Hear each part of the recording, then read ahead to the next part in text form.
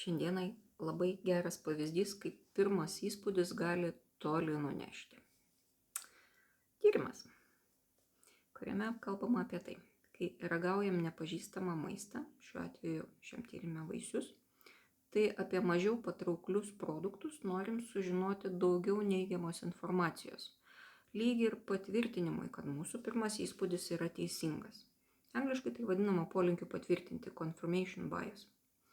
Ir toks elgesys šiam tyrime nebuvo siejamas tik su tais atvejais, kai žmonės pasižymėjo neofobiją arba baimę naujam maistui.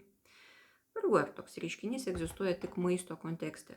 O kai pagalvoji, kiek neigiamų išvadų padarom apie žmogų, kurio kad ir striukės spalva mums nepatiko.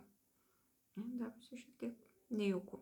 Bet šiaip ar taip pirmas žingsnis į situacijos taisymą yra suprasti, kas čia vyksta ir neskubėti daryti išvadų, neskubėti ieškoti patvirtinimo, kad mes esam teisūs, o geriau jau kaupti informaciją. Nepažįstamas vaisius tik reiškia, kad mes jo nepažįstam ir gal su juo reikia susipažinti. O kai jau bus neskanus, tada ir žinosim, kad jis neskanus. Taip ir su žmonėm. Taikos ir ramybės.